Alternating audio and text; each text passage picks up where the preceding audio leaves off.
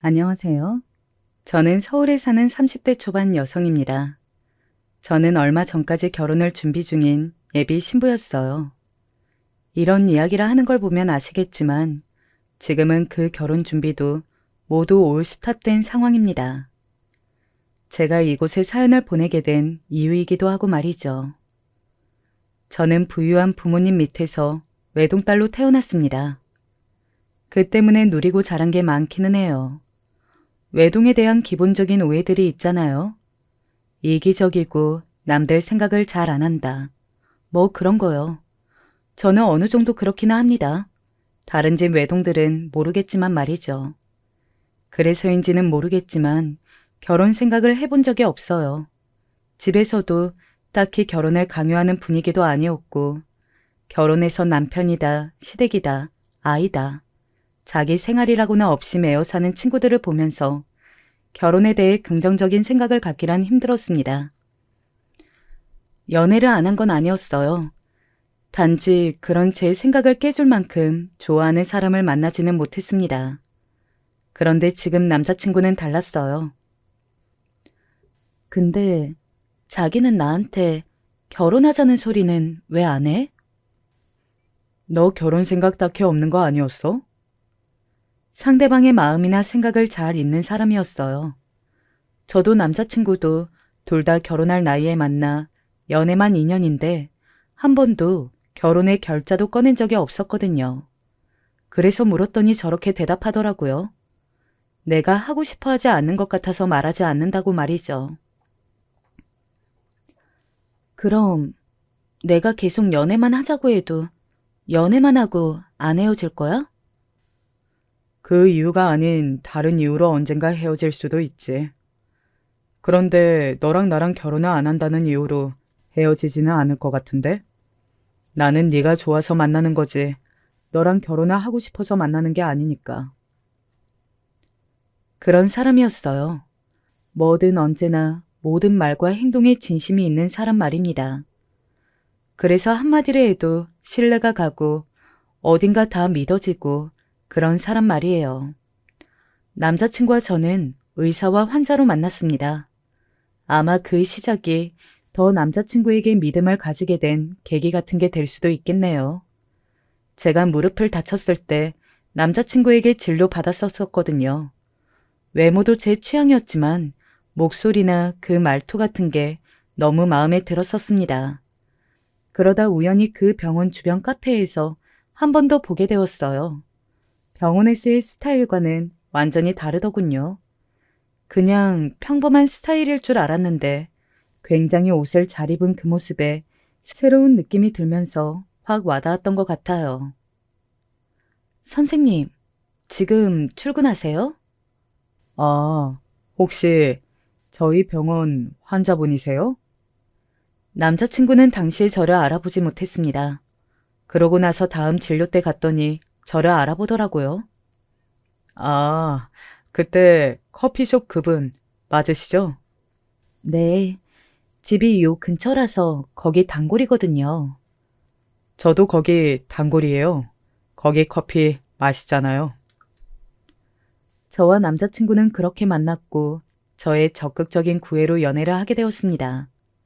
지금 2년째 연애 중이고 말이죠.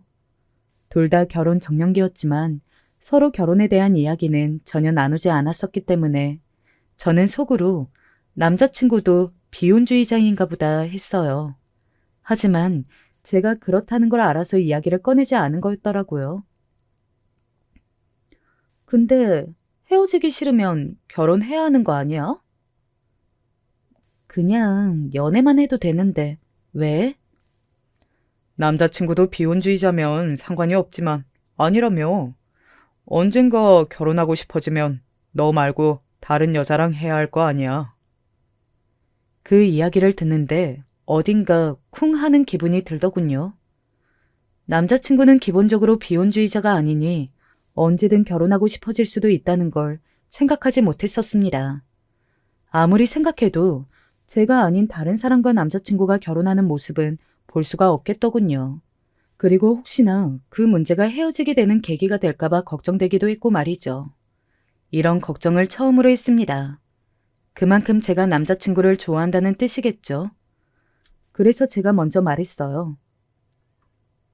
우리 결혼할까? 라고 말이죠. 오히려 놀란 건 남자친구였습니다. 결혼? 자기 결혼할 생각 없잖아. 나는 자기랑 헤어지기 싫은데 죽을 때까지 연애만 할 수 없잖아. 왜? 나랑 결혼하기 싫어? 아니, 나는 너무 좋지. 남자친구가 반색하더군요. 그동안 저에게 결혼 이야기를 꺼내고 싶었는데 제가 싫어하는 걸 알아서 하지 못했다는 말이 정말인 것 같았습니다. 그런 면에서도 정말 좋은 사람이라고 생각했어요. 남자친구의 집안 환경에 대해서 조금 이야기해드려야 할 것 같아요. 남자친구가 이 부분에 있어서 걱정을 참 많이 했는데 그걸 알려드려야 뒷이야기를 더 할 수 있을 테니까 말입니다. 남자친구는 흔히들 이야기하는 홀어머니 밑에서 자란 그 집안의 대들보입니다. 어머니의 자랑이자 전부인 그런 아들 말이죠. 그래서 결혼하기로 하고 나서 남자친구가 걱정을 조금 하긴 했어요. 자신의 어머니가 조금 유난한 부분이 있다고 말이죠. 나한테는 너무 감사한 내 어머니이지만 남에게는 그게 그냥 유난으로 보일 수도 있고 또 어머니가 너무 옛날 분이셔서. 그 말인 즉슨 제가 그 전에 친구들을 보면서 결혼하고 싶지 않은 이유로 꼽았던 시집살이를 시킬 유형의 시어머니라는 뜻이잖아요.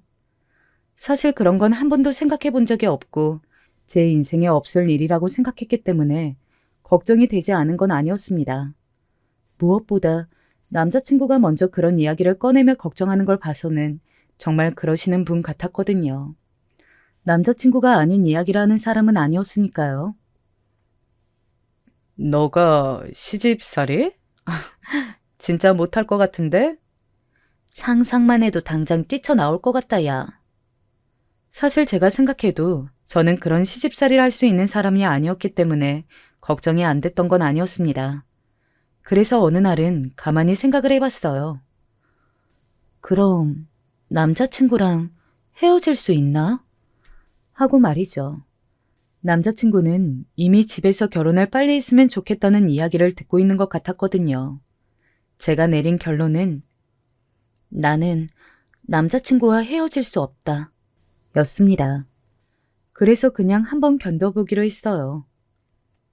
나는 뭐든 잘하니까 잘할 수 있을 거야. 너, 네 남자친구 진짜 엄청 좋아하나 보구나. 친구들이 다들 그러더군요. 제가 남자친구를 정말 너무 많이 좋아하는 것 같다고 말이죠. 그렇지 않고서야 그런 결정을 할 리가 없었으니 말입니다. 먼저 저희 집에 인사를 갔어요. 부모님은 당연히 너무 좋아하셨습니다. 결혼이라고는 안 할 것처럼 단호하게 굴었던 제가 결혼을 하겠다며 남자를 데려왔으니 말입니다. 좋아하실 수밖에 없으셨어요. 사지 멀쩡하고 걸어만 다니면 허락할 준비를 하고 있었는데 이런 멀쩡하다 못해 잘난 남자를 데리고 올 줄은 정말 꿈에도 생각을 못했다. 아빠, 내가 결혼 안 해도 괜찮다며. 그건 그때 이야기고. 괜찮다고 하셨지만 속으로는 제가 결혼을 했으면 하고 생각하고 계셨나 보더라고요. 손주는 보고 싶다고 생각했었지. 그래서 네 아빠가 어디서 애만 하나 나와도 좋겠다고 그랬었어 나한테. 내심 결혼과 손주를 바라고는 있으셨다는 생각이 들어 그동안 제가 너무 저만 생각했나 하는 생각이 들었던 것 같아요. 그렇게 아주 만족스러운 인사를 마치고 남자친구의 집에 인사를 가기로 한 날이었습니다. 많이 떨렸어요. 남자친구에게 그런 이야기를 듣고 또 견뎌내기로 한 이상 견뎌내야 한다는 생각을 하니 더 긴장이 되었습니다. 하지만 제 그런 걱정과는 달리 남자친구의 어머니의 첫인상은 아주 좋았어요. 아이고, 이렇게 귀하고 예쁜 아가씨가 우리 아들이랑 결혼을 하고 내 며느리가 되어준다고 하니 내가 고마워서 눈물이 다 나네. 그러면서 제 손을 꼭 잡아주셨거든요. 그래서 정말이지 괜한 걱정을 했구나 싶었습니다. 시어머니가 될 분과도 잘 지낼 수 있을 것 같았어요. 나는 며느리랑 딸처럼 지내고 싶다고 늘 그렇게 생각했었거든요. 말 편하게 놔도 될까? 네, 그럼요. 그러면 앞으로 나랑 자주 만나줄 수 있어요? 같이 밥도 먹고 놀러도 다니면서 친해지면 좋을 것 같아서. 라고 말씀하시길래 제가 먼저 나서서 휴대폰 번호도 알려드렸어요. 제가 잘하면 조금 유난하셔도 예쁘게 봐주시겠지 하고 생각했거든요. 지금 와서 생각해보니 제가 남자친구를 많이 좋아하긴 했나 보네요. 이렇게 원래라면 절대 하지 않았을 짓들까지 할 생각을 했던 걸 보면 말입니다. 초반에는 정말 잘 지냈습니다. 같이 밥도 먹으러 다니고 안부 인사도 하면서 말이죠. 생각보다 할만하던데? 이제 얼마나 있다고 그러냐? 진짜 좀만 더 지나봐라. 저 소리 나오나. 아니야. 생각보다 좋은 분 같아. 내가 오빠 이야기만 듣고 너무 겁먹었나 봐. 야, 자기 어머니를 자기가 유난이라고 할 정도면 정말 장난 아닌 거야. 아직 본 모습을 네가 못 본 거라니까. 친구들이 겁을 주는 거라고 악담하지 말라고 하고 넘겼습니다. 하지만 정말이었어요. 어느 순간부터 저를 대하는 남자친구의 어머니의 태도가 미묘하게 바뀌기 시작했습니다. 그 시작이 되었던 일을 가만히 생각해봤는데 아마 이때였던 것 같아요. 어느 날 전화로 같이 밥이나 먹자고 저를 불러내더군요. 그 전까지 남자친구의 어머니와는 2번 정도 밥을 함께 먹었던 적이 있어서 별 부담 없이 생각 없이 밥을 먹는 자리에 나갔습니다. 한 번은 파스타나 피자를 파는 집이었고 한 번은 샐러드를 먹는 집이어서 이번에도 그런 집인가 하고 나갔는데 상당히 고급 한정식 집이더군요. 그 식당은 저도 아는 집이긴 했습니다. 저희 부모님이 종종 오시는 식당이어서 거기 직원분이랑도 얼굴을 알긴 했어요. 오늘은 예약이 안 되어 있으신데 그냥 오신 거세요? 아니요. 오늘은 부모님이 아니라 다른 분이랑 같이 온 건데 하면서 예약자 이름을 이야기했더니 직원분이 당황하시더군요. 그런데 이분은 오늘 동창 모임이라고 하셨는데? 동창 모임이요? 네. 지금 룸에 한 10분은 계실걸요? 10분이요? 저는 남자친구의 어머니가 아무 말 없이 불러낸 거니까 당연히 둘이서만 밥을 먹는다고 생각했거든요. 그래서 상당히 당황했습니다. 보통 만약에 이런 자리에 예비 며느리를 불러내고 싶으면 사전에 제가 실수할까 봐서라도 미리 이야기해 주는 게 맞는 거잖아요. 굉장히 놀랐지만 그대로 돌아갈 수는 없어서 남자친구의 어머니와 동창분들이 있다는 방으로 안내받았습니다. 그 방으로 가는 내내 정말 수백, 수천 가지의 생각을 다 했던 것 같아요. 그렇게 그 방의 문을 열고 들어가서 꾸벅 인사를 했습니다. 그러자마자 사방에서 저를 평가하는 것 같은 말소리들이 들려왔어요. 그분들도 참 예의가 없고 배려가 없는 사람이라는 생각을 했던 것 같아요. 아무리 제가 한참 어린 사람이라고는 하지만 처음 보는 사람을 앞에 세워놓고 그렇게 무슨 정육점 고기 평가하듯 이건 좋고 이건 아니고 하는 게 듣고 있는 사람 입장에서는 기분이 정말 나쁘더라고요. 하지만 일단은 내색하지 않고 조용히 웃으면서 앉았습니다. 왔니? 이런 자리란 놀랐지? 미리 이야기해 주셨으면 조금 더 예쁘게 하고 왔을 텐데요. 지금도 충분히 예쁜데 뭘. 남자친구의 어머니의 그 말에 친구분들이 아하, 며느리 팔불출 다 됐네 하며 웃으셨어요. 겉으로 보기에는 정말 사람 좋아 보이는 예비 시어머니 그 자체였습니다. 저도 처음에는 그런 줄 알았으니까요, 뭐. 뭐? 오늘은 네가 계산을 한다고? 어머머머, 그러지 않아도 되는데. 저는 아무 말도 하지 않았는데 남자친구의 어머니가 먼저 그렇게 이야기하더군요. 제가 당황한 얼굴로 남자친구의 어머니의 얼굴을 바라보자 남자친구의 어머니가 제 허벅지에 가만히 손을 가져다 댔습니다. 제가 그 손길을 느끼고서는 저도 모르게 대답했어요. 아, 네? 네. 제가 그렇게 대답하자마자 남자친구의 어머니 친구분들이 하나같이 호들갑을 떠시기 시작하더군요. 사실 200만 원, 그렇게 큰 돈은 아니었습니다. 저한테는 말이죠. 하지만 사전에 아무 동의도 구하지 않고 이런 식으로 거절하기 힘든 상황을 만들어서 그렇게 대답할 수밖에 없게 만든 남자친구 어머니의 태도가 처음으로 굉장히 많이 거슬렸던 것 같아요. 하지만 그곳에서 티를 낼 수는 없었습니다. 괜찮아요. 며느리네 집이 부자라더니 진짜인가 보네. 큰돈인데 아무렇지 않게 턱턱 쏜다고 하고 아들 의사로 잘 키운 보람이 있네. 우리 아들이 그만큼 잘났으니까. 아이고, 그놈의 아들 자랑. 아, 그래, 좋겠다. 그런 의사 아들 둬서. 친구분들의 그 반응에 남자친구 어머니의 어깨는 하늘을 찌를 듯이 치솟았어요. 입이 귀에 걸리는 것 같은 게 눈으로 보였으니 말입니다. 저는 그 자리에서 계속 어색하게 웃으며 앉아 있었습니다. 부모님은 뭐 하세요? 네? 사업하세요. 무슨 사업? 부동산 투자도 하시고 그냥 이것저것. 돈이 진짜 많은 사람들은 이것저것 많이 하더라. 그니까 사실 건물주도 자기 사업이긴 해. 아이고, 진짜 너무 좋겠다. 말년에 이렇게 신세가 피냐? 자기도 아들 의사 만들 걸 이런 며느리 볼 수 있었을 텐데 하면서 농담 삼아 칭찬이라고 하는 모든 말이 굉장히 예의 없이 들렸습니다. 평소에 제 성격 같아서는 당장이라도 그 자리를 박차고 나가는 게 맞았지만 저는 가만히 앉아서 그 소리들을 다 듣고 있었어요. 나중에 생각해보니 왜 그러고 있었나 몰라요. 이때 아예 싹을 잘라버렸어야 했던 건데 말입니다. 그렇게 식사 자리가 끝이 나고 남자친구 어머니의 친구들이 하나둘 저에게 잘 먹었다 인사를 건네고 남자친구의 어머니는 자연스럽게 저에게 계산서를 건네셨어요. 참다 못한 제가 한마디 했습니다. 미리 말씀만 해주셨어도 좋았을 텐데요. 라고 말이죠. 그랬더니 남자친구의 어머니 표정이 살짝 굳더군요. 그래서 기분 상했니?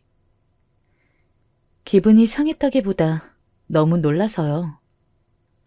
제 그 말에 잠시 빤히 저를 바라보다가 다시 계산서를 저에게 밀며 건넸습니다.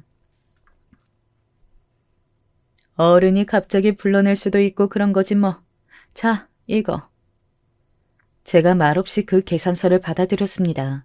그리고는 계산대로 갔어요. 그 직원분이 계시더군요. 일행분이 맞으셨네요. 저는 혹시 아닌가 했어요. 그러면서 뭔가 말하려다 말을 삼키더군요. 그래서 제가 말했습니다.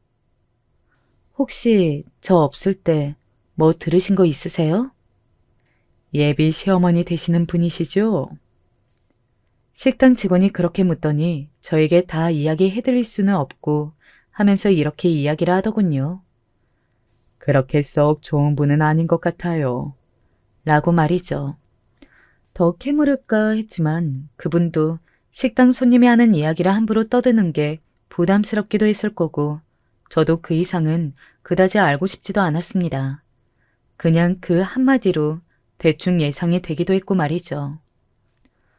친구들에게 그 이야기를 했던 거 보라며 지금이라도 늦지 않았으니 발을 빼라고 하더군요.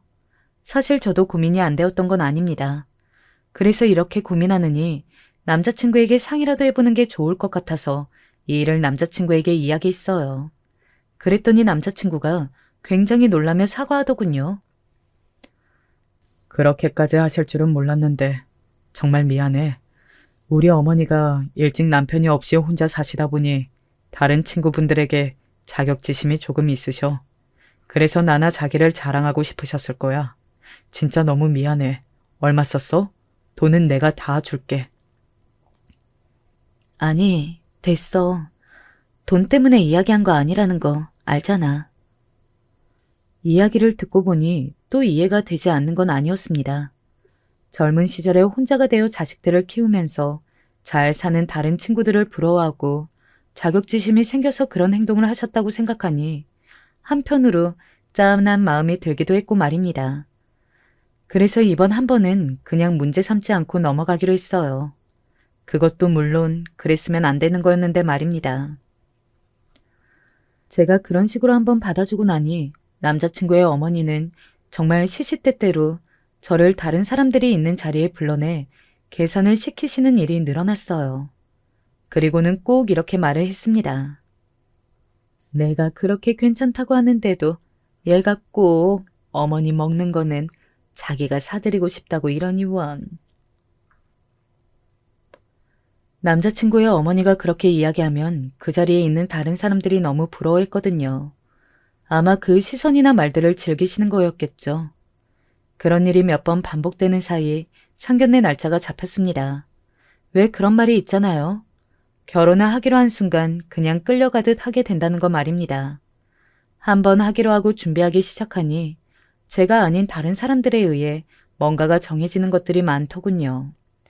시어머니가 되실 분을 아직 마음으로 받아들이지 못하고 고민을 하는 사이에 양가에서 상견례 장소를 정한 겁니다.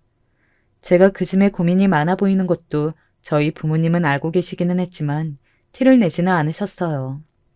원래 여자들이 결혼할 시기가 되면 심란해한다는 이야기를 많이 들으신 것 같더라고요. 게다가 저는 원래 결혼을 하지 않으려던 사람이었잖아요. 그래서 혹시나 제 입에서 사실 고민해봤는데 결혼은 아닌 것 같아 라는 말을 듣게 될까봐 살짝 겁이 나셨던 것 같고 말입니다. 그 와중에도 남자친구와의 사이는 나쁘지 않았어요. 자기가 어머니에 대해서 고민 많이 하는 거 알아. 하지만 내가 중간에서 잘하고 자기한테 더 잘할게. 그러니까 나 한 번만 믿어줘. 응? 남자친구에 대한 마음은 변함이 없었어요. 여전히 결혼을 안 하면 모를까. 만약에 한다면 이 사람이라는 생각을 했고, 그리고 이렇게 좋아하는 사람을 그런 문제로 놓치면 나중에 후회할 것 같았습니다. 나중에 갔다가 돌아오더라도 일단은 지금은 갖는 게 맞는다는 결론을 내렸어요. 그런데 그러고 나니 더 버티기 힘들더군요. 원래 언제라도 그만둘 수 있다고 생각할 때 더 버티기 쉬운 법이잖아요. 버티자 하고 버티니 더 힘들더라고요. 혼수나 예단 같은 건 내가 리스트를 적어서 주마. 그러고 얼마 안 있다 받은 리스트는 어마어마했습니다. 그걸 본 남자친구가 이건 너무 많은 것 같다며 다시 자신의 어머니에게 들고 갔어요. 아니, 부자라면서 이 정도도 과하니? 제가 뭔가 말하려고 하니 남자친구가 나섰습니다. 아니, 그 댁에서 저희 집을 뭐라고 생각하시겠어요? 어머니는 처음부터 너무 이런 걸 바라는 사위라는 생각이 들게 하고 싶으세요? 남자친구의 그 말에 남자친구의 어머니는 뭔가 말을 하고 싶어 하는 것 같았지만 참는 게 보였습니다. 그러면 내가 몇 개 빼도록 하마. 그리고서는 낚아채듯 가져갔다가 다시 돌아온 리스트는 큰 변화가 없었습니다. 그래서 다시 신랑이 중이던 상태에서 상견례 날이 다가왔어요.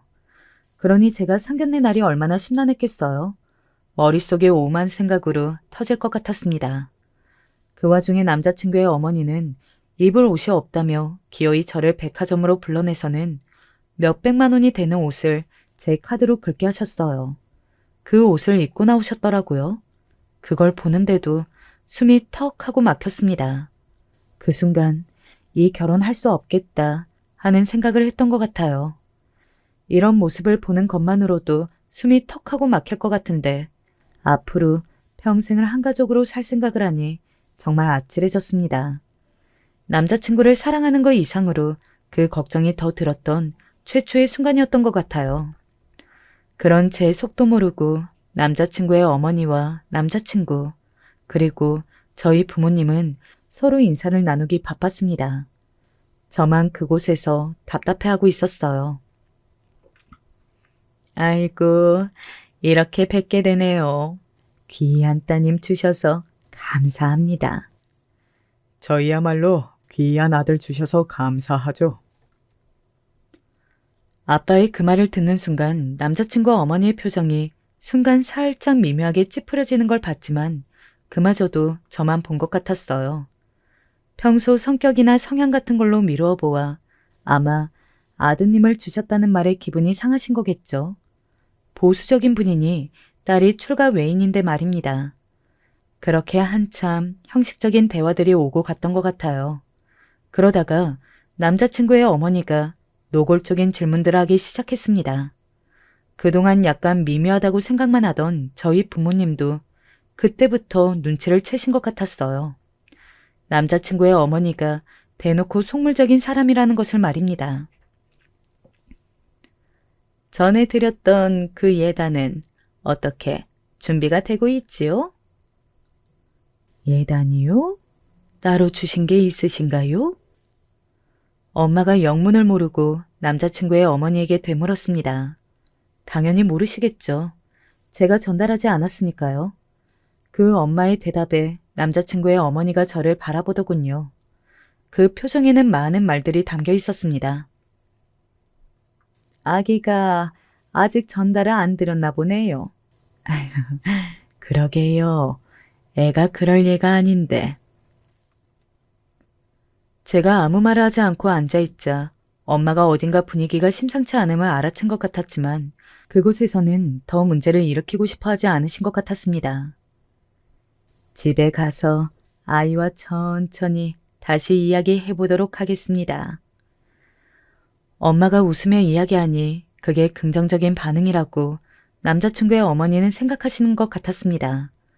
갑자기 어깨를 으쓱하더니 남자친구가 어딘가 말리는 듯한 행동을 취했음에도 자신이 하고 싶은 말을 다 하기 시작했어요.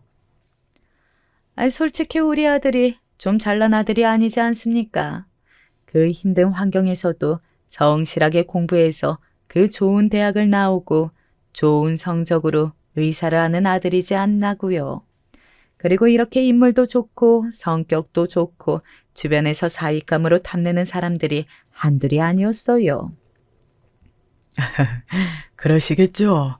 저희도 처음 보고 1등 신랑감이라고 생각했습니다. 거기서 저희 부모님이 그런 반응 말고 달리 뭘 할 수가 있겠습니까? 그리고 처음에는 마음에 들어 하셨던 것도 사실이고 말입니다. 그런 저희 아빠의 반응에 더 기세가 등등해지셨습니다. 그 정도면 그래서 제가 과한 걸 바라는 건 아니라고 생각합니다. 더구나 해주실 능력이 되는 집안이시니. 그렇게 생각해도 사실 말로 그렇게 뱉기는 사실 힘들잖아요. 그런데 아무렇지 않게 그렇게 이야기하는 걸 보고 저희 부모님도 꽤나 놀라신 것 같았습니다. 남자친구가 다시 한번 말렸어요. 이번에는 말로 말입니다. 어머님, 그만하셔도 될 것 같아요. 저 민망합니다. 그렇게 돌려서 자신의 어머니가 기분 나쁘지 말라고 센스 있게 말린 겁니다. 하지만 남자친구의 어머니는 알아듣지 못하는 것 같으셨어요. 너는 애가 사람이 너무 지나칠 정도로 겸손해. 너는 어디에서 다들 대단하다고 인정해주고 박수 쳐주는데 본인은 왜 그렇게 매일 안 대단하다고 그러는 거야? 엄마 너무 속상해. 하면서 말이죠. 겸손한 것도 미덕이죠. 얘는 그 정도가 심하니 하는 말입니다. 나 원참 답답해서 원. 그러며 물을 마시더니 자기 가슴을 퍽퍽 치더군요. 정작 그렇게 제 가슴을 치고 싶은 사람은 저였는데 말입니다. 그렇게 조금 어색한 분위기가 흘러가고 식사를 다 했어요. 그리고 디저트가 나왔습니다.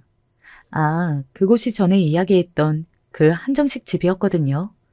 저희 집 식구들이 자주 오고 전에 제가 왜 10명이 넘는 남자친구의 어머니 친구들 밥값을 계산했던 그 집 말입니다.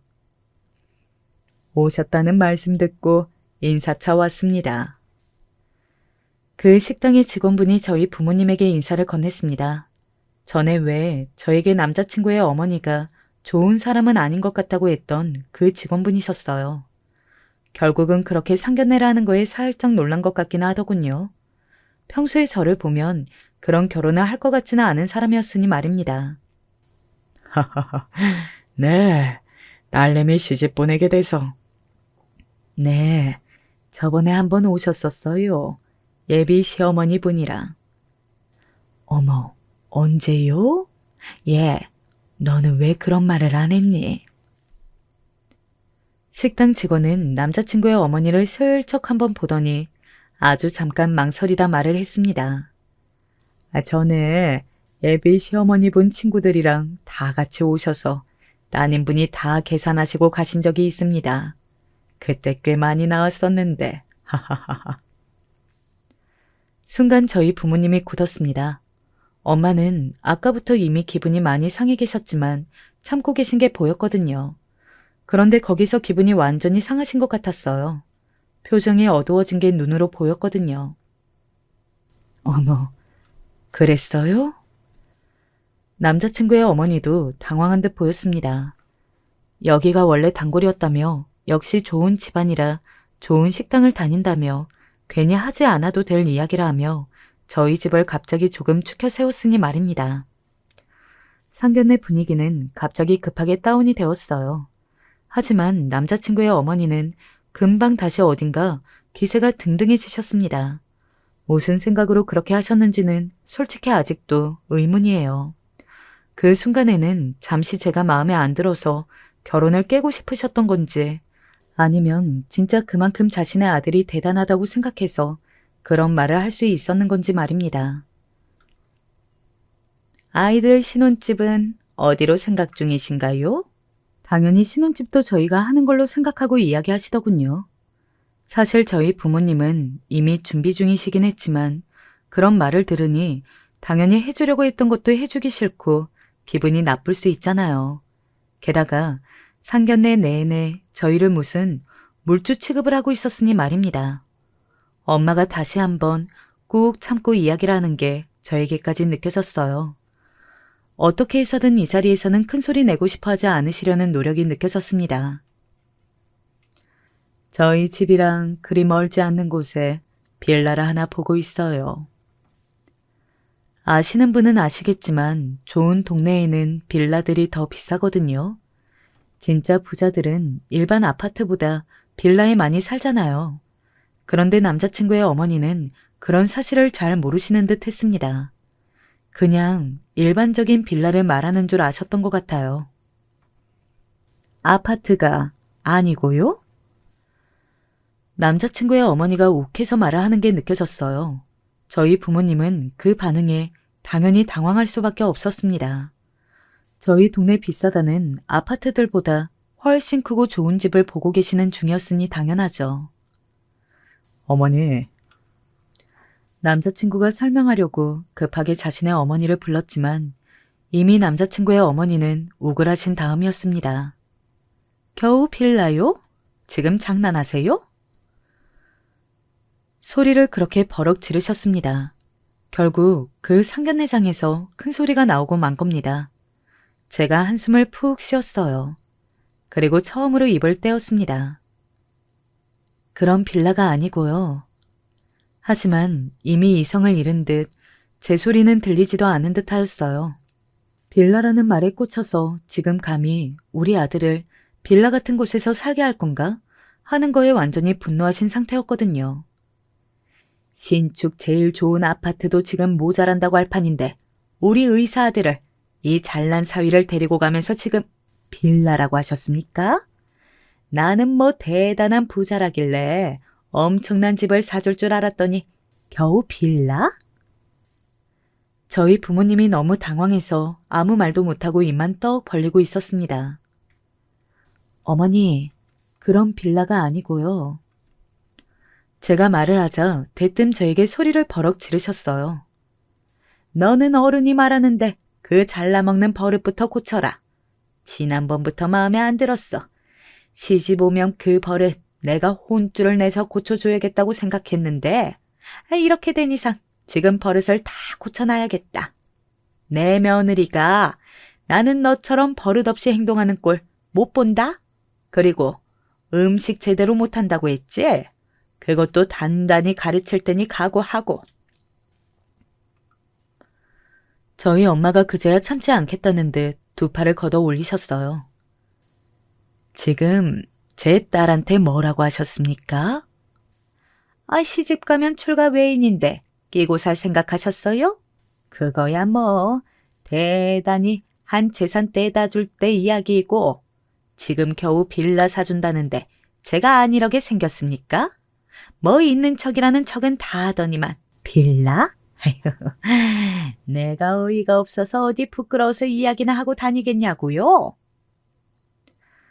저희 가족 모두가 입을 떡 벌리고 그 모습을 보고 있는데 아빠가 가만히 자리에서 일어났습니다. 모두가 그런 아빠에게 시선이 집중되었어요. 나가자. 이 결혼 오늘부로 없는 걸로 해야겠으니 저희는 이만 가보겠습니다. 아빠가 남자친구의 어머니를 향해 고개를 꾸벅 숙이셨어요. 남자친구의 어머니는 처음에는 당황한 듯 보였지만 이내 자기가 뭘 잘못했냐는 듯 큰 소리를 냈습니다. 이런 잘난 사위 데리고 가면서 그 부잣집이라는 집에서 고작 빌라를 해온다는데 이만큼도 화 안 내는 사람이 있으면 어디 나와보라고 하십시오. 먼저 잘못한 사람이 누군데 지금 결혼을 괜히 많이 하는 거예요? 그렇게 나오면 어디 제가 겁먹고 사과라도 할 줄 알았어요? 의사 사위 데리고 갈 때는 열쇠 3개는 기본이라는데 이건 무슨 우리 집을 무시해도 정도가 있지. 파혼이 무서운 줄 알아요? 그래, 파혼해. 더 좋은 며느리감 어디 없을 줄 알고. 그때 제 안에서 결론을 내렸습니다. 이 결혼 못하겠다고 말이죠. 제가 아빠를 따라 자리에서 일어서며 말했어요. 뭘 모르시는 것 같은데 말 대꾸 하지 말라니까. 이제 당신 며느리 안 할 거니까 그냥 계속 말할게요. 제가 버럭 소리를 치자 남자친구의 어머니가 순간 놀라서 입을 다물었어요. 그 틈에 하고 싶은 말을 했습니다.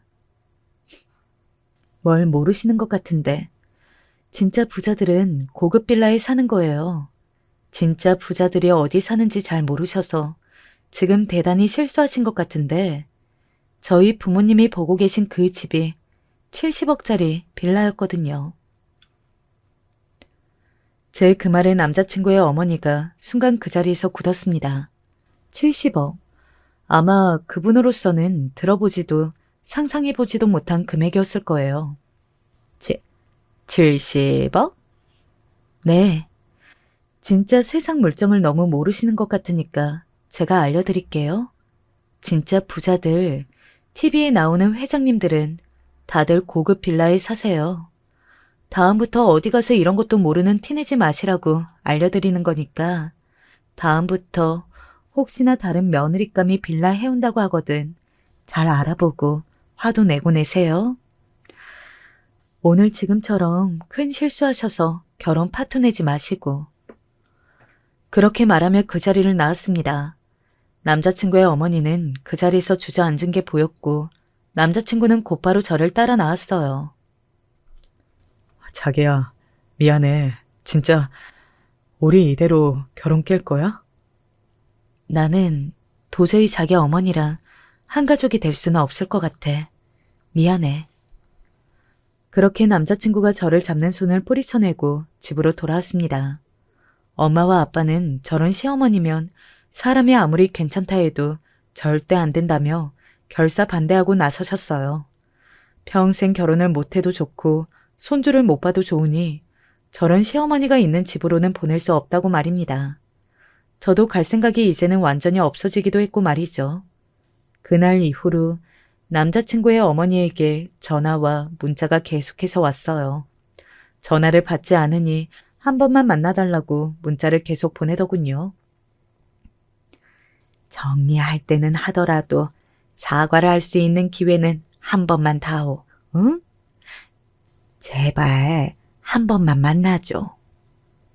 그 문자까지 무시하자 어떻게 알아냈는지 우리 집 앞으로 왔습니다. 아마 남자친구가 알려줬겠죠.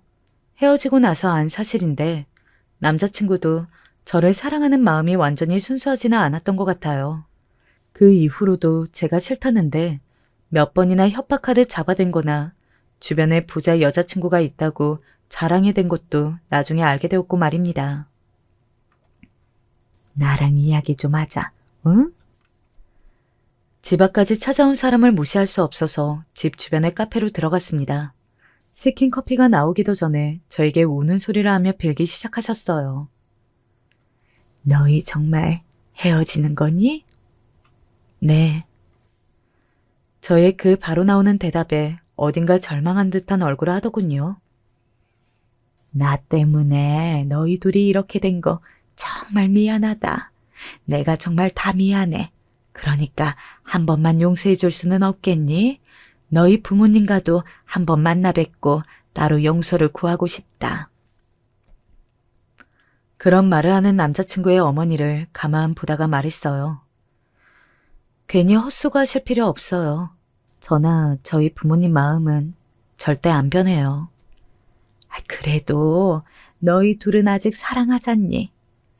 혼수고 예단이고 다 안 해도 되고 니들 알아서 하고 니들 마음대로 살아도 되니까 제발 다시 한번 생각해 보렴.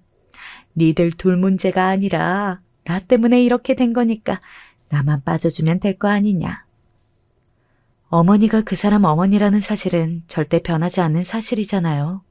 저는 어머니와 가족이 되고 싶지 않아요. 그리고 이미 그런 모습을 저희 부모님도 다 봤는데 어떻게 마음을 돌리시라 할 수 있겠어요? 이 결혼은 안 하는 게 맞는 것 같습니다. 그렇게 이야기하고 일어서려 했는데 남자친구의 어머니가 제 손을 덥석 잡더군요. 내가 정말 잘못했다. 응? 너네가 아니 네가 하자는 대로 다 하마. 그러니 헤어지지만 말아다오. 둘이 싫어서 헤어진 것도 아니니 재결합하는 건 쉽지 않겠니? 응? 저는 저를 잡은 남자친구의 어머니의 손을 조용히 떼어냈어요. 이런 모습을 볼수록 그런 마음이 더더욱 사라졌습니다.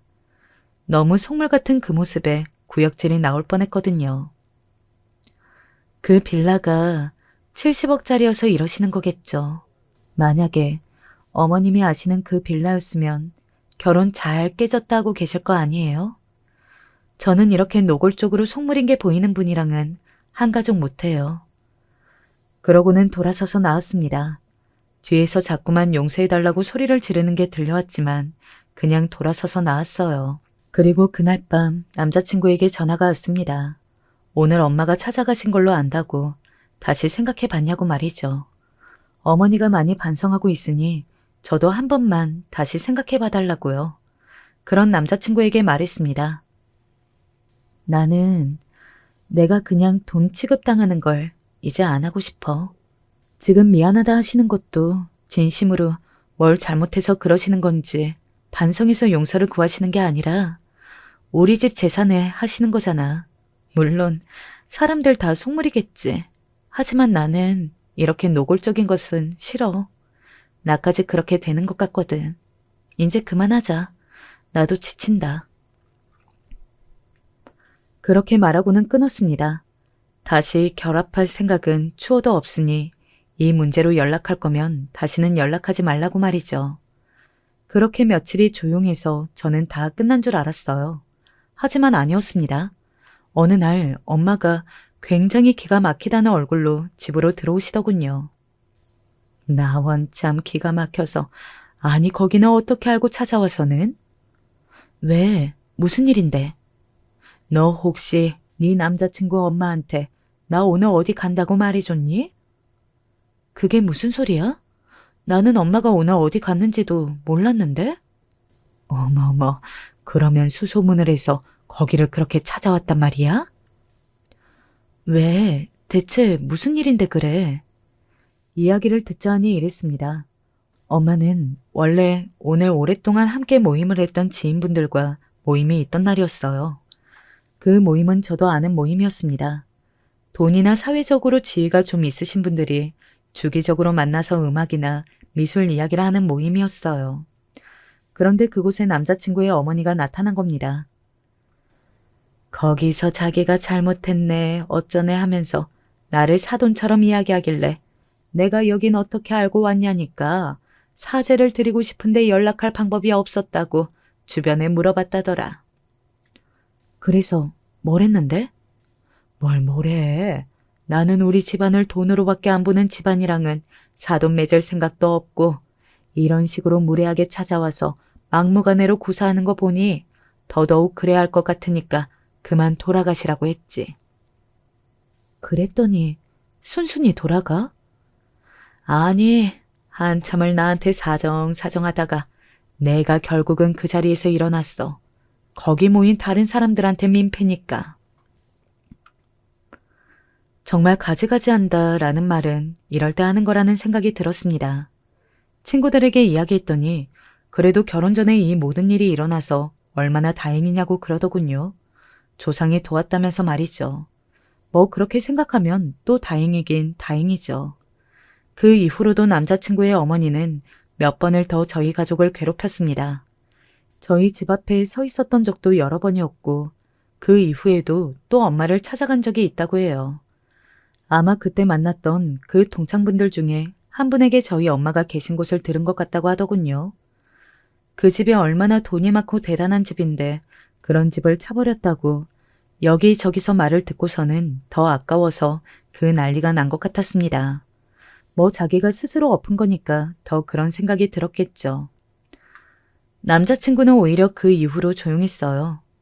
자기 어머니가 저렇게 난리를 치고 다니니 이제 정말 물 건너갔다는 생각을 했던 것 같습니다. 자신이 말려보겠다, 미안하다는 연락을 마지막으로 더 이상 연락이 오지 않았어요. 그리고 그 이후로 또 얼마간 남자친구의 어머니는 조용했습니다. 이제는 정말 포기했구나 싶었어요. 하지만 어디서 무슨 이야기를 들었는지 최근에 장문의 문자가 하나 왔습니다. 친구를 통해서 네가 선을 본다는 이야기를 들었다. 그 선을 본다는 남자가 집이 엄청나게 부자에다가 공부도 아주 잘한 인재였다고 말이다. 물론 그런 남자들도 좋고 집안도 훌륭하니 부모님들도 마음에 들어 하시겠지만 조금만 생각해보면 없는 집에서 성실하게 공부에 성공하고 자수성가한 우리 아들 같은 아이가 정말 진국이라는 걸 네가 똑똑하면 알 걸로 생각한다. 그러니 이제라도 그 선은 보지 말고 다시 재결합을 해보는 걸 생각해보렴. 정말 징글징글하다고 생각했습니다. 엄마에게 물어보니 일부러 그런 이야기를 소문내고 다녔다더군요. 자기가 있는 곳을 수소문해서 찾아올 정도면 이 소문도 남자친구 어머니 귀에 들어갈 것 같다고 말이죠. 일부러 더 대단한 집 아들이랑 선본다고 소문냈어. 그런데 그걸 또 듣고서는 그렇게 연락했단 말이야? 정말 그 아줌마 대단하다 대단해. 저는 그 연락을 마지막으로 휴대폰 번호를 바꿨습니다. 징글 맞다는 게 뭔지 뼈저리게 실감하면서 말입니다. 아마 남자친구의 어머니는 남자친구가 이후에 그 어떤 며느리감을 데리고 와도 눈에 차지 않을 거예요. 70억이 넘는 빌라를 죽을 때까지 되뇌이겠죠. 그분의 성격과 지금까지 한 행동을 보면 그러고도 남을 사람이라는 걸 알 수 있으니 말입니다. 다 자신의 업보라고 생각해요. 가만히 있었으면 제가 얌전히 결혼해서 어련히 잘하고 살았을 텐데 말입니다. 원래 애초에 자신의 것이 아니었었던 것이면 모를까. 자기 것이 될 뻔했다가 놓치면 몇 배는 더 아깝고 생각이 나잖아요. 아마 계속 그러겠죠. 남자친구도 그의 어머니도 말입니다. 제 이야기는 여기까지입니다. 결혼은 깨졌지만 배운 건 많아요. 이 일을 계기로 절대 결혼을 하지 말아야지. 이런 생각을 가지게 된 건 아닙니다. 다만 애정만으로는 할 수 있는 게 아니라는 걸 배운 것 같아요. 그리고 뭔가 잘못된 게 있는 것 같으면 일찌감치 발을 빼는 게 낫다는 것도 말입니다. 그래야 조금 더 빨리 바로잡을 수 있을 테니까 말이죠. 그냥 인생을 하나둘 배워가는 과정이라고 생각하기로 했습니다. 그 편이 저도 저희 가족들도 더 마음이 편하고 말이죠. 계속해서 이 일을 신경 쓰고 살 수는 없잖아요. 이야기를 하다 보니 너무 길어진 것 같네요. 긴 이야기 들어주셔서 감사합니다. 안녕하세요. 저는 지금 60대 여성입니다. 이제 딸아이도 다 키워서 출가시키고 났더니 할 일이 없어 지루하던 차에 사연 유튜브를 재미나게 듣고 있어요. 그러던 중 제가 겪었던 일도 한 번쯤 나눠보면 어떨까 싶어 사연을 써봅니다. 저는 20 초반에 결혼했어요. 지금 같으면 왜 이렇게 일찍 결혼했냐고 할 법한 나이였지만 저희 때는 그리 늦지도 이르지도 않은 나이였죠. 그 당시 못 사는 집 아가씨들은 돈 벌어 집안 일으키느라고 좀 늦게 결혼하는 경우가 많았는데 저희는 친정이 잘 살았기 때문에 가능하면 이른 나이에 시집을 보내려고 했어요. 여자는 빨리 좋은 집에 시집 가서 아이 낳고 안정적으로 사는 것이 최고의 행복이라고 믿으셨기 때문이었죠. 저희 친정은 굉장히 잘 사는 편이었어요. 저희 아버지가 정육점을 하셨는데 원래는 작은 점포에서 시작해서 점차 크기를 키워 가게를 정말 크게 키워나가셨죠. 종로의 시장 골목에 크게 정육점이 있었고 그 주변으로 낸 몇 개의 가게도 전부 저희 집 거였죠. 사실 당시 정육점은 그리 주변 시선이 좋은 편은 아니었어요. 지금 생각하면 말도 안 되는 소린데 저희 아버지 세대에는 오래된 편견 같은 게 남아있어서 저거 백정 아니냐는 말도 많이 들으셨다고 해요. 그래서 더 이악 물고 가게를 열심히 키우셨고 그 덕분에 사업이 번창해 부자가 되었고요. 저희 아버지 세대는 전쟁도 겪으셨고 아예 맨주먹으로 시작하셔야 했던 걸 생각하면 대단한 일이죠.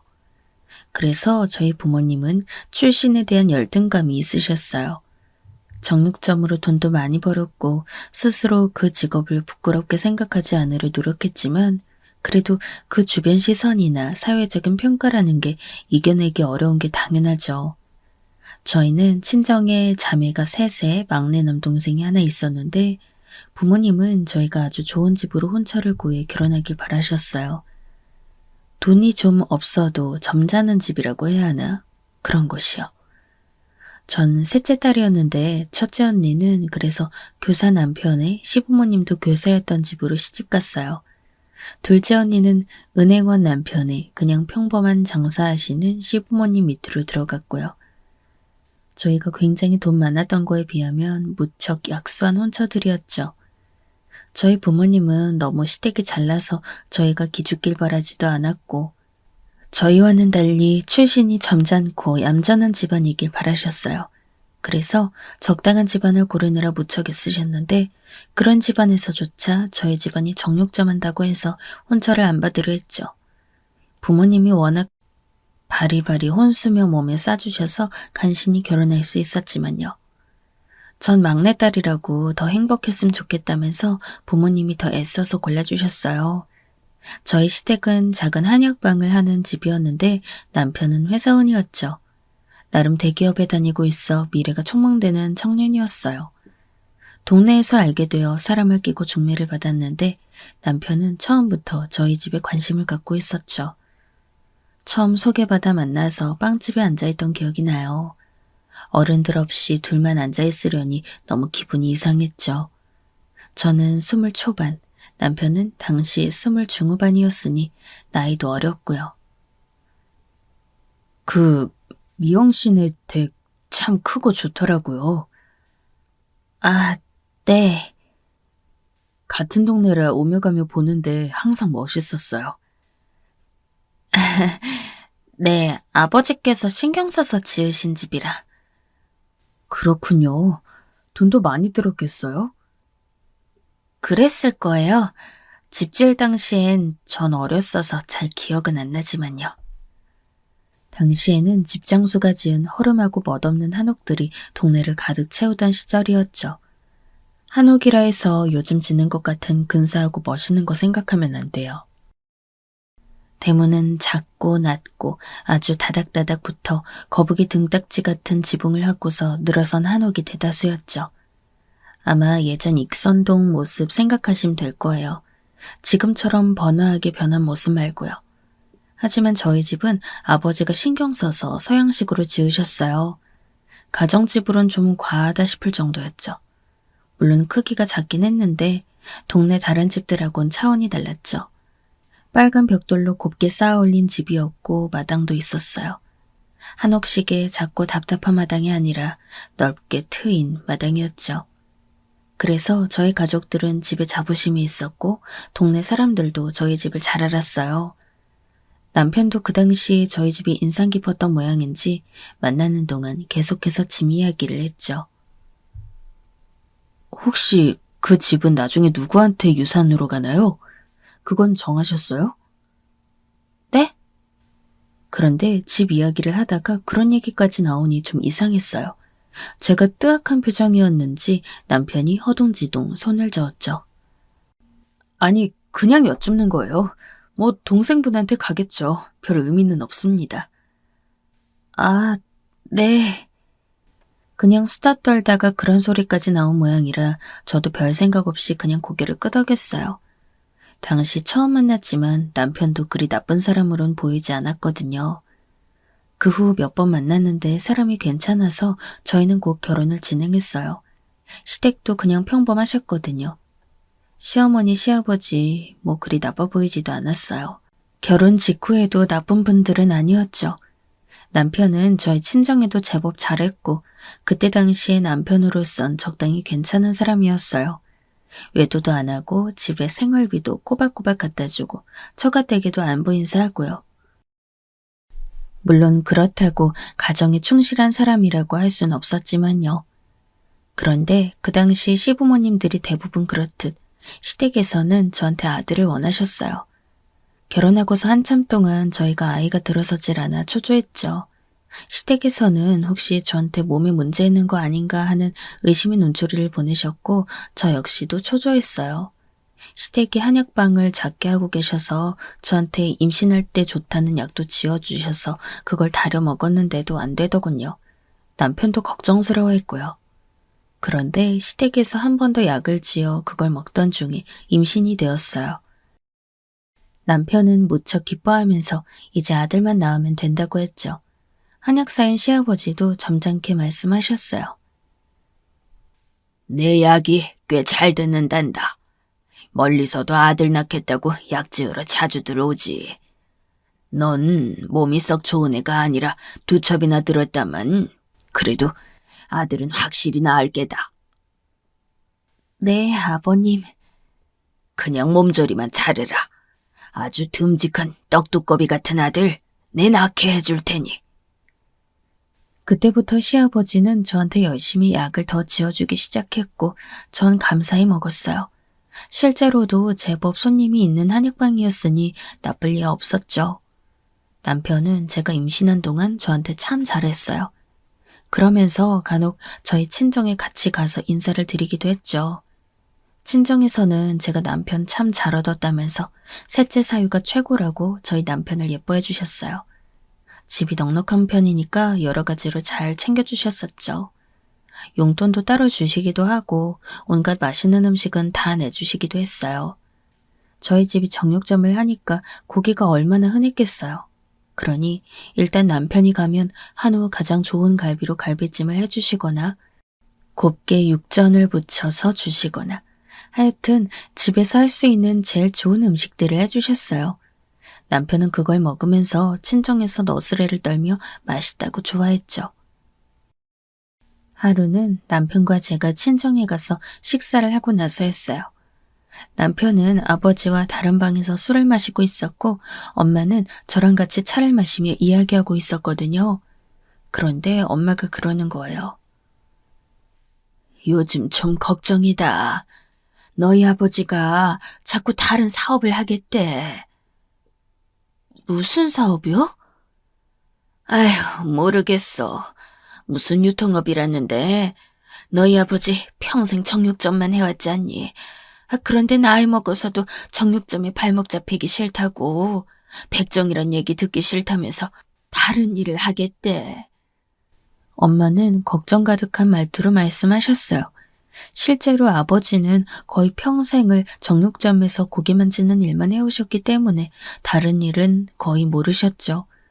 물론 장사를 잘해서 사업을 많이 키우셨기 때문에 장사 자체를 잘하시긴 했지만 그렇다고 해서 잘 모르는 다른 분야의 장사까지 잘한다는 법은 없잖아요. 엄마가 걱정하는 것도 이해가 갔죠. 아니, 갑자기 왜요? 그 전까진 그래도 계속 지금 정육점 하신다고 하셨잖아요.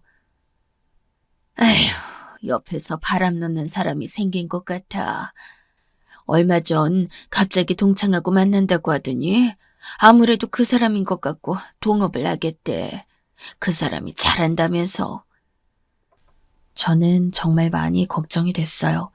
하지만 제가 아버지 일에 입을 댔던 적은 없어서 뭐라고 말씀드릴 수 없었죠. 일단 저도 출가 외인이었던 데다가 당시엔 아버지가 절대적인 존재였기 때문에 그분 행동에 대해 뭐라 할 수 있는 가족이 없었죠. 돈도 잘 버시고 성격도 불같아서 뭔가 잘못 말하면 난리가 났었거든요. 그리고 그날 친정에서 집에 돌아오고 나서 남편이 그랬어요.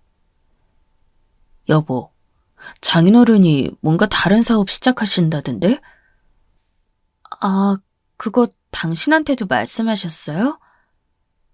당신도 알고 있었어? 난 엄마가 나한테 말해서 알았지. 아, 나도 오늘 알았네. 와, 그거 잘 되면 돈 되겠던데? 나도 한번 같이 해볼까 혹하더라고. 그런데 장인어른이 난 그냥 회사 다니고 한눈 팔지 말라고 하셔서 좀 속상했어. 남편은 장난처럼 투덜거렸어요. 하지만 그 장난스러운 말투 뒤로 어딘가 자존심이 상한 듯한 모습이 보여 전 좀 걱정이 됐죠. 남편은 대기업에서 일한다는 것 때문에 자존심이 상당히 셌는데 아버지한텐 사업 참여를 이른지하에 거절당한 모양이었죠. 뭐 저라도 사업 전혀 모르는 젊은 사위라면 같이 일하고 싶지 않을 법했어요. 위험성이 높은 사업이니까 그렇겠죠. 엄마가 그러는데 아무래도 걱정된대. 뭐? 우리 아버지 평생 정육점만 하셨으니까 그 외의 일은 잘 모르시니까요. 하면서 남편이 소리를 내더니 찬찬히 절 훑어봤어요. 만약에 사업 잘못될 수도 있단 거요? 그럼 처갓집 위험하잖아. 아, 그렇지. 그래서 엄마가 걱정이더라고. 남편은 뭔가 생각하는 눈치였어요. 전 그래도 그게 저의 친정을 걱정해주는 건가 싶어 좀 고마웠죠. 그 후로는 아버지의 사업 이야기는 저한테까지 들려오지 않았어요. 저는 걱정 반, 그래도 잘 하시겠지 싶은 마음 반으로 기다렸죠. 그 사이 저는 막달이 되었고 곧 출산을 했어요. 그러나 기대와는 달리 태어난 아이는 딸이었죠. 제가 당연히 아들을 낳을 거라 잔뜩 기대하고 있던 시댁 부모님은 너무 실망한 얼굴이었어요. 아니, 내가 그렇게나 한약을 많이 먹였는데 대체 어떻게 된 거냐? 아, 죄송해요, 아버님. 얼마나 몸이 안 좋고 병이 있으면 그걸 그리 먹고도 애가 딸을 낳아. 에이, 세상에. 시아버지는 모든 게 다 제 건강이자 유전자 탓이라며 자신의 약이 그렇게도 효험이 있는데 이런 결과를 가져온 것은 모두 산모인 제 탓이라고 했어요. 전 그렇게나 오랫동안 기다리던 아이가 아들이 아니라 딸이란 사실 때문에 구박을 받으며 혼자 울었죠. 아이를 낳았는데도 축하도 받지 못하는 제 처지도 슬펐고 태어나서도 전혀 사랑받지 못하는 제 갓난 딸에도 너무 가여웠어요. 하지만 시부모님도 얼마 뒤엔 좀 진정하려 노력하면서 말씀하셨죠. 그래, 일단 첫애는 딸을 낳았으니 둘째는 아들을 낳도록 해보자꾸나. 아직 네가 어리고 하니 얼마든지 가능성은 있을 게다. 그래, 너희 친정에서 돈 내서 병원에 가서 진찰도 받고 하면 나아지겠지. 시부모님은 혀를 차셨어요. 그간 저한테 들어간 한약 비용만 해도 엄청나다면서요. 하지만 그만큼의 말씀만으로도 전 숨통이 트여서 그래도 이 집안에서 제가 이혼 안 당하고 살 수 있겠구나 싶었죠. 남편도 애가 딸이란 사실에 무척 한심하다는 듯 혀를 찼지만 그래도 어쩔 수 있냐면서 어깨를 으쓱했어요. 저는 간신히 갓난 딸애를 안고서 다음 아이를 기약하면 되나 보다 싶었죠. 그런데 그때 하필이면 저희 친정에서 충격적인 소식이 들려왔어요. 저희 아버지 사업이 완전히 망해버렸다는 이야기였죠. 당시 저희 집엔 그래도 전화가 있었어요. 시댁에서 분가하고 살고 있어 다행이었죠. 갑자기 전화가 시끄럽게 울려 받았는데 친정엄마였어요. 엄마, 무슨 일이에요? 예, 큰일 났다. 큰일 났어. 전화 받자마자 엄마가 한탄하셨죠. 엄마 목소리가 떨리고 있어 처음 받으면서부터 저는 뭔가 일이 잘못되었다는 걸 알았어요. 하지만 우리 집에 큰일 날 게 없어서 전 혹시 누가 쓰러지시기라도 했나 싶어 걱정이 됐죠. 왜요, 엄마? 무슨 일인데 그래요? 너희 아버지 사업 잘못됐다. 네? 파산했어. 오늘 빚쟁이들이 집으로 왔다. 아유, 난 여태 사업이 잘 되고 있는 줄만 알았지 뭐냐. 아유, 여태 나한테 말도 안 하고 네 아버지가. 엄마는 거의 울면서 말씀하셨어요. 비록 정육점 하는 남편 뒷바라지하면서 힘들게 사신 적이 있지만 그래도 어느 정도 연세가 드시고부터는 별다른 고생하지 않고 사셨거든요. 충격이 무척 크셨는지 말도 제대로 잊지 못하셨어요. 사실 충격은 저도 컸죠. 전 태어나서부터 언제나 아버지가 돈을 잘 버셨거든요. 그리고 언제든 아버지는 무너지지 않는 강한 분이었고 성격도 다혈질에 누구와 싸워도 지는 법이 없었어요. 당연히 저로선 아버지가 사업 망한다는 걸 믿을 수가 없었죠. 하지만 엄마, 어떻게 아버지가... 아유, 그러게 말이다. 어찌 이럴 수가 있니? 아니, 그보다 네 언니들은 지금 아버지 사업에 보증에 서서 난리란다. 그쪽 시댁들까지 엮여서 말이다. 언제 이렇게 일이 커졌는지 알 수가 없구나. 세상에. 전 임신에 출산이란 큰일을 겪느라 몰랐는데 아버지의 새 사업에 욕심났던 언니들과 언니들의 시댁에서는 아버지 사업에 투자하고 보증까지 서줬다고 하더군요. 그래서 지금 온통 돈이 다 엮여서 한꺼번에 망하게 생겼다고요. 아직 어린 남동생을 걱정하면서 엄마는 계속 울다가 전화를 끊으셨어요. 저는 너무 충격받아서 갓난 딸을 안고서 가만히 방에 앉아 멍하게 생각했죠. 사실 친정이 무너진다는 건 정말 생각도 해보지 못한 일이었어요. 영혼이 강하고 단단한 줄만 알았던 아버지가 사업에 실패해 빚더미에 올라앉게 되다니 상상도 못한 일이었죠. 저는 이곳저곳 언니들한테도 전화를 돌려봤지만 같은 말뿐이었어요. 언니들은 도리어 부모님을 원망하며 대체 왜 그런 사업에 자신들을 끌어들였냐고 했죠. 사실 돈을 욕심내서 투자한 건 언니들이었어요. 사정을 잘 알 수 없었던 저는 이미 일어난 불행에 언니들에게 뭐라 할 수도 없었죠. 저는 급하게 친정으로 가봤어요. 갓난애를 떼어놓을 순 없어 아는 채였죠. 친정 안은 온통 빨간 딱지로 도배되어 있었고 엄마는 집안에서 울고 계셨죠. 엄마, 이게 무슨 일이에요? 제가 떨리는 목소리로 묻자 엄마는 눈물을 닦으면서도 급하게 손을 휘저었어요. 너 빨리 나가라. 근처 어디에 또 빚쟁이가 있을지 몰라. 가족이란 거 알면 너한테도 무슨 피해가 갈지 모른다. 얼른 나가. 엄마, 하지만... 우리 걱정은 하지 말고. 그래도 넌 시댁하고 남편이 있으니 다행이구나. 가슴이 너무 아팠어요. 하지만 저 역시 시댁과 남편이 절 홀대하고 있어서 불안하기 그지없었죠. 아이도 딸을 낳아서 더했어요. 저는 결국 울면서 집으로 돌아왔죠. 그 다음날 남편이 있을 때 전 힘들게 남편에게 친정일을 말했어요.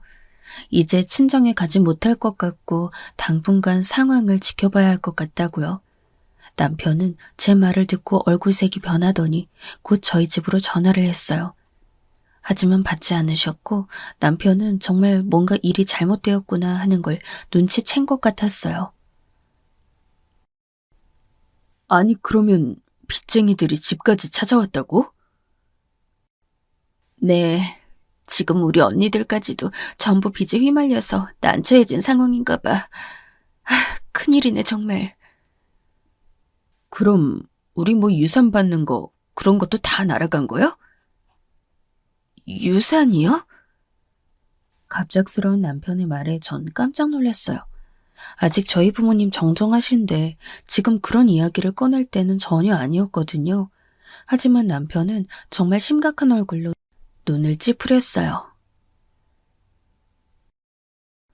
장인어른이 나중에 미리 챙겨주시겠다고 했어. 나하고 술 드시면서. 그런데 그게 다 날아간 거잖아, 지금. 아니, 그건 지금 그런 걸 말할 때는 지금 말해야지. 당신처럼 애도 잘 못 낳고 거기다 딸만 낳은 여자하고 사는 이유가 뭔데? 남편은 얼굴을 잔뜩 찡그렸어요. 화가 잔뜩 나서 남편은 짜증을 내며 일어섰죠.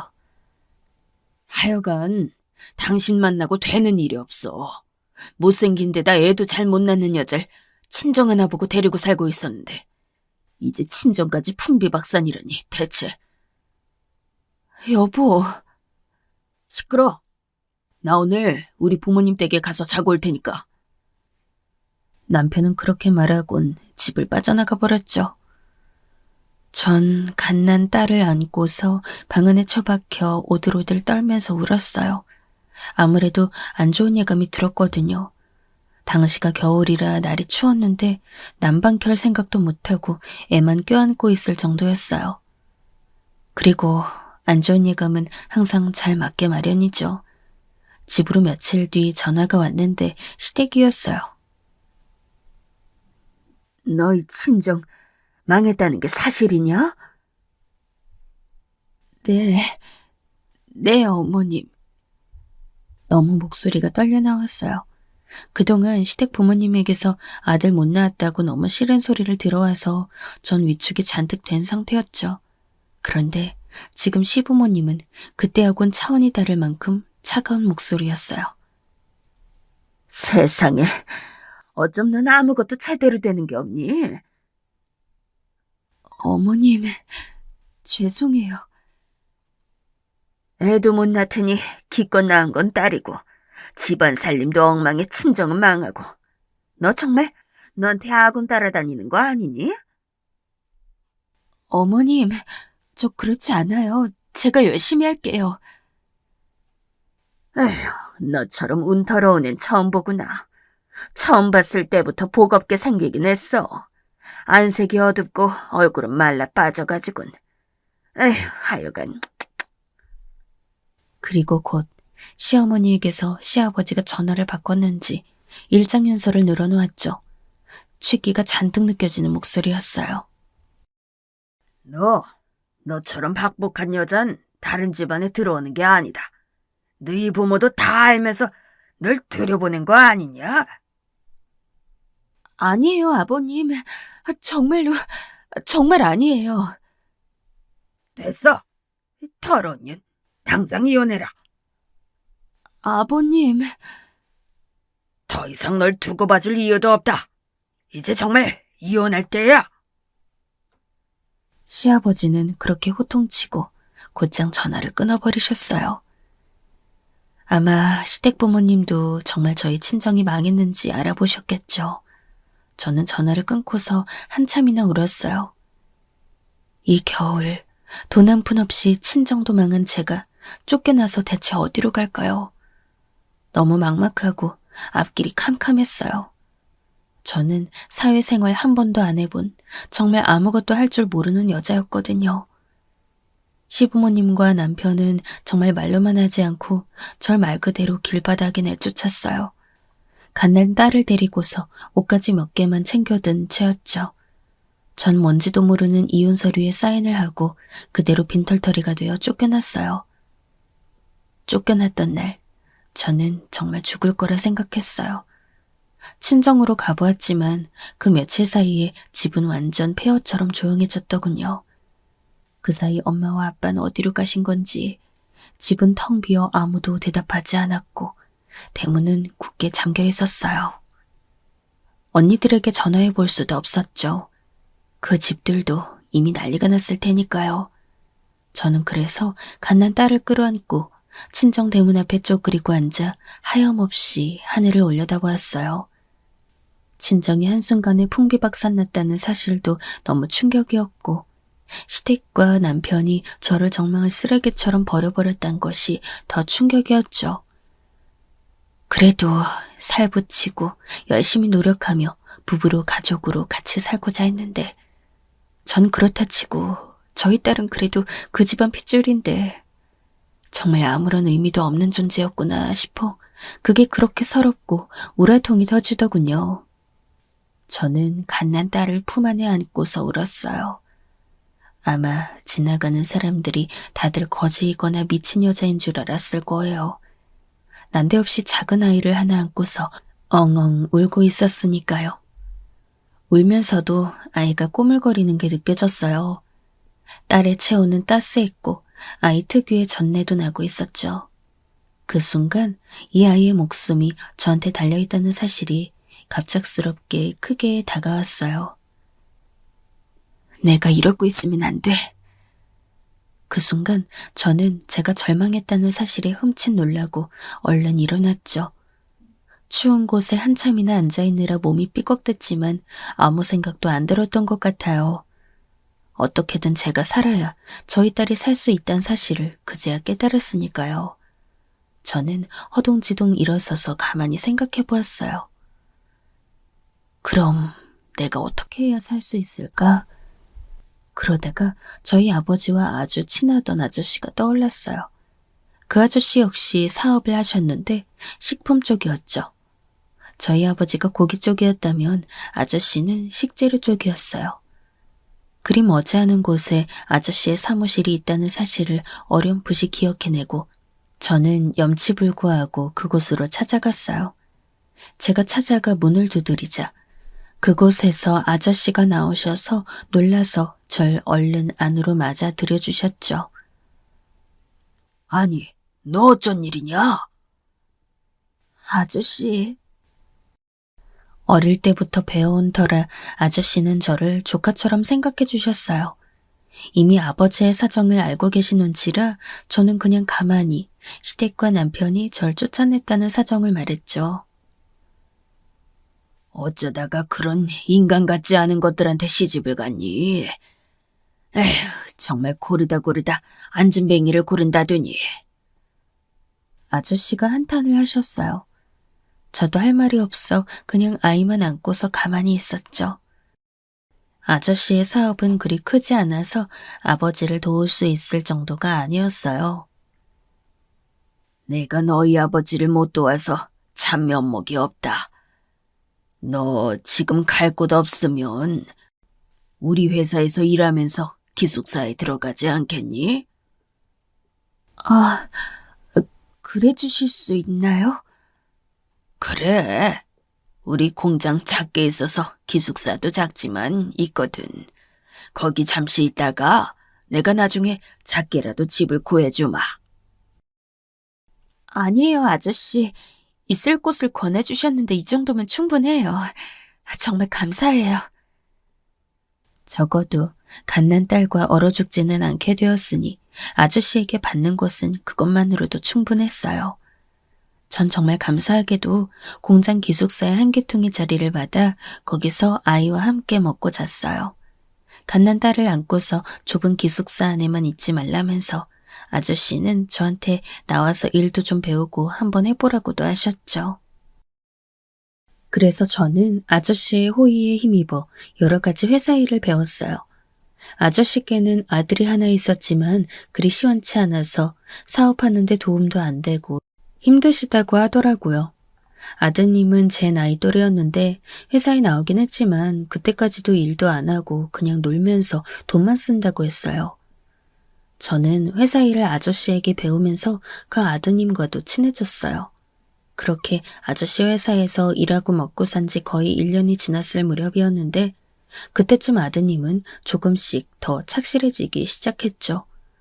아저씨는 간혹 제대로 일하고 있는 아드님을 보면서 저한테 웃음기 어린 목소리로 말씀하셨어요. 제가 너 일하는 거 보고 자극받은 것 같더라. 네가 일을 참 잘하거든. 저요? 그래, 너 일 참 잘한다. 사업적인 머리가 있어.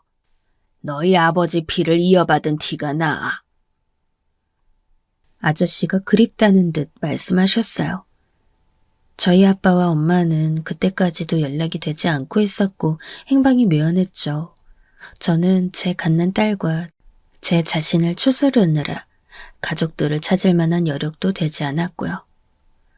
저는 우울했지만 그래도 이렇게 아저씨 덕분에 안정적으로 따뜻한 곳에서 밥 먹으며 우리 딸을 기를 수 있다는 것 하나만으로도 감사했어요. 저는 더 전력으로 일했고 아기 키우는 일 외에 신경은 전부 일에만 쏟았어요. 몇 년이 지나자 이제 아저씨는 제가 없으면 일할 수 없다면서 저에게 아주 많이 의지하기 시작하셨죠. 그리고 놀라운 건요. 아저씨의 아드님과 제가 호감이 싹트기 시작했다는 거예요. 일이 많아서 전 딸아이를 껴안고 사무실에서 야근할 때가 있었는데 아저씨는 그러지 말라고 만류하셨지만 제가 그러고 싶었어요. 제 자리는 공장 옆에 붙은 공간에 마련해 주신 곳이라 저와 딸만이 있을 수 있는 공간이었거든요. 물론 매우 좁고 소박하긴 했지만요. 그래서 거기서 어린 딸을 데리고 놀면서 이것저것 일을 했어요. 어느 날은 아드님이 저한테 와서 쑥스럽게 일을 묻더니 머뭇거리는 거예요. 그래서 제가 이상해서 물었죠. 왜 그러세요? 아, 그게 저 혹시 오늘 시간 되시면 저녁이라도 한 끼. 저녁이요? 아, 솔직히 같이 일하는 몇 년 동안 쌓인 호감이 있었기에 저도 눈치를 챘어요. 그런데 옆에 어린 딸이 있잖아요. 전 난감해져서 딸을 바라보았고 아드님도 머쓱한 얼굴로 뒷머리를 긁었어요. 그러면 제가 밥을 시킬 테니까 같이 드실래요? 여기서. 네? 아, 그럴까요? 평소 공장 사람들과 그냥 식당 아주머니가 해주시는 밥을 먹었기 때문에 그것만으로도 기분 환기가 될 것 같았어요. 아드님은 밥을 시켜서 제 자리로 가져와 마주 앉아 먹기 시작했는데 앞에 앉은 저희 딸에게도 밥과 국을 시켜서 먹기 편하도록 직접 말아주시더군요. 딸이 조금 산만한 편이었는데 아이를 데리고 놀아주신 덕분에 저는 밥을 편하게 먹었어요. 별다른 일은 아니었지만 제가 그분과 가까워져도 좋지 않을까 더욱 생각하게 되었던 일이었죠. 아저씨도 저희의 감정을 눈치채고 있었는지 서서히 가까워지는 저희 둘을 흐뭇하게 봐주셨어요. 결국 저희는 조촐하게 결혼식을 올렸고 그 후엔 제가 본격적으로 회사 일에 참여하게 되었어요. 아저씨는 아드님보다 도리어 제 쪽이 믿음직하다며 사업적인 머리가 좋다고 칭찬하고 의지해 주셨거든요. 아니, 이제는 아저씨가 아니라 시아버지고 아드님이 아니라 제 남편이었죠. 저는 제 딸에게 다시 아버지가 생기고 든든한 가족이 생겼다는 것이 정말 너무 기뻤어요. 그래서 저는 시아버지를 도와 회사 운영에 적극적으로 참여했죠. 시아버지의 공장은 의외로 굉장히 튼튼하고 내실 있는 회사였거든요. 이 회사가 조금만 더 욕심내면 잘 크겠다는 생각이 들어서 저는 식재료 쪽에 아이디어를 내서 신제품을 개발해보자고 추진했어요. 사실 제가 주부다 보니 시아버지는 남편보다는 훨씬 그런 쪽으로 눈이 밝기도 했죠.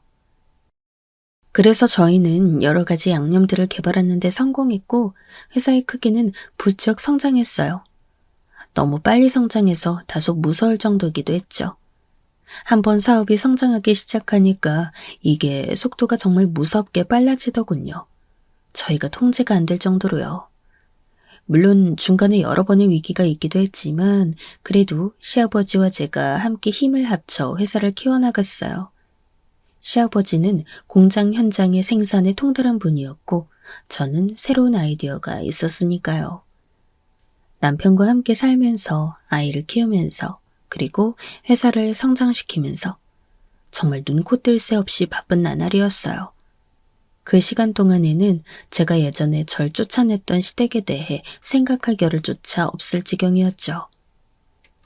그렇게 거의 20년이 흘렀어요. 저는 40대가 되었고 회사는 엄청나게 성장해 있었죠. 그러니까 그냥 그 지역에서 잘 산대 정도가 아니라 제 입으로 말하긴 좀 부끄럽지만 진짜 부자라고 말할 수 있을 정도였죠. 제 회사의 이름을 대면 식당 관련 일을 하시는 분들은 아, 그 회사구나 하고 아실 만큼의 인지도가 되었으니까요. 저희 회사는 역사는 제법 오래됐지만 그래도 정보통신 쪽 기술을 많이 받아들여서 생산 라인 혁신도 노리고 있었어요. 이미 많이 진행된 상황이었고 자잘한 시스템들을 과연 어떤 업체의 것을 쓰고 어떤 업체에게 유지 보수를 맡기느냐의 문제만 남은 상황이었죠. 아버님, 뭐 생각해 놓은 거 있으세요? 아니, 내가 뭐 이런 쪽에 알기나 하겠니? 네가 점구 영리하니까 네가 다 알아서 해야지. 네, 알겠습니다. 저는 완전히 회사를 경영하는 공동대표자로 역임하고 있었고 시아버지께서도 공동대표자인 동시에 공장 현장을 맡아 관리해주고 계셨어요. 저는 우리 회사가 조금 더 효율적으로 되길 바라는 마음에서 여러 업체들의 관리 시스템 견적서를 받고 그걸 올려보라고 했죠. 당연히 매우 큰 회사들의 것이 올라왔어요. 전 그걸 훑어보고 그날은 결정하기가 좀 애매해서 피로해진 나머지 그냥 집에 돌아가려 했어요. 제 대표 사무실에서 나와 직원들이 일하고 있는 사무실을 거쳐 걸어갔어요. 저희는 대표 사무실이 안쪽에 있고 복도를 따라 직원들이 있는 사무실과 미팅룸이 있거든요. 일부러 사무실을 들여다보고 직원들에게 먼저 들어간다고 인사를 하는 게 제 버릇이었죠. 직원들이 그래도 대표 얼굴은 알아야 하니까요. 그리고 미팅룸에도 살짝 들여다보고 가곤 했는데 그날도 복도 옆으로 있는 미팅룸에 슬쩍 눈길을 줬어요. 그런데 미팅룸 유리문 안으로 그 안에서 회의하고 있던 사람과 눈이 마주쳤죠. 아마 거래처 직원인 모양이었어요. 그 직원은 순간 놀라 얼굴이 굳었고 다른 직원들도 뭔가 느끼고는 제가 있다는 걸 깨닫고 얼른 일어서서 문을 열고 인사했어요. 저는 괜히 회의 방해한 것 같아 미안해서 웃으면서 방 안을 둘러보다가 그 안에서 매우 낯익은 얼굴을 발견해버렸죠. 바로 전 남편이었어요. 전 남편은 원래 대기업에 다녔는데 대체 무슨 일인지 매우 초라한 몰골을 한 영업맨이 되어 있었죠. 양복은 다 다르지도 않았는지 구겨져서 볼품 없었고 머리에는 흰머리가 잔뜩 나서 제대로 관리도 못한 것이 다 보였어요. 저는 놀라서 그 남자를 바라보았고 그 남자는 주눅든 눈으로 절 흘끔흘끔 보다가 이내 그 눈에 놀람이 어리더군요. 전 남편도 절 알아본 거였죠. 솔직히 어이가 없었어요. 하지만 동시에 우습기도 했죠. 저는 미팅룸 안에 있는 저희 직원에게 물어봤어요. 지금 무슨 회의 중이었나요? 아, 이번에 저희 그 관리 시스템 도입하는 거 관련인데요. 이쪽 거래처 것은 저희가 심사에서 탈락시켰는데 다시 한번 봐달라고 대체안을 들고 오셔서. 직원은 난처하다는 듯 말했죠. 자세한 말을 안 들어도 알겠더군요. 보통 이런 경우 여러 회사의 견적서와 제안서를 받아 그 중에서 걸러서 저한테까지 올라오게 되거든요. 그런데 남편 회사의 것은 애초에 걸러져서 저한테까지 닿지도 않은 것이었어요. 잠깐 갈등했어요. 여기서 프레젠테이션을 시켜서 망신을 좀 줘볼까 하고요. 하지만 그러기엔 시간이 아까웠어요. 지금 당장 집에 가서 남편과 저희 딸을 보고 싶었으니까요. 그랬군요. 알았어요. 수고들 해요. 저는 그대로 돌아 나왔어요. 그때 전 남편이 무슨 생각인지 허겁지겁 뛰어나와 제 앞을 가로막더군요. 당연히 주변에 있던 직원들이 기겁을 했는데 전 웃으면서 전 남편을 바라봤어요. 오랜만이죠? 남편은 말도 제대로 잊지 못하고 헐떡였어요. 남편의 번들거리는 눈이 한껏 욕심으로 빛나고 있었어요. 그 상황에도 말이죠. 다른 사람들 같으면 당황하고 숨고 싶었을 텐데 그 욕심 많은 전 남편은 이 상황을 어떻게 이용할 수 있을까 머리 굴리는 게 보였어요. 우리 집 그때 이후로 몰락했어. 재산 전부 날아가고 우리 부모님도 모두 병 걸려 돌아가시고. 그래요? 그래. 그리고 나도 회사에서 잘려서 지금 중소기업 영업으로 뛰고 있어.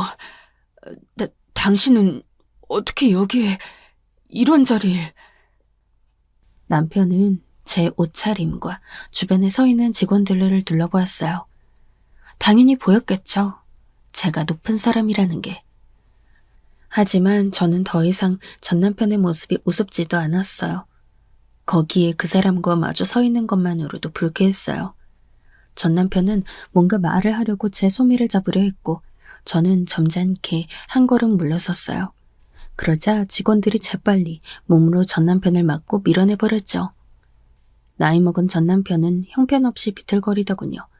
저는 좀 우스워서 전 남편을 쳐다보다가 아무 말도 안 하고 그냥 복도를 걸어나가 버렸어요. 저 사람 다음번엔 우리 회사에 들이지 마세요. 불쾌하니까. 직원한테 이야기하고서 저는 차를 타고 집으로 와버렸어요. 더 이상은 전 남편이나 그 사람 가족들에 대해 제가 신경 쓸 이유가 없었으니까요. 복수를 꿈꾼 시절이 없던 건 아니에요. 하지만 정말 제가 잘 되고 보니 복수라는 것의 의미가 아예 존재하지 않더군요. 고작 저런 사람한테 시간을 허비했구나 하는 허탈함만 남았을 뿐이고요. 그래도 저한테는 행복한 가족과 제 회사가 남았으니 헛된 인생은 아니었다고 생각해요. 제 이야기는 여기까지입니다. 즐거운 시간이셨길 바라요.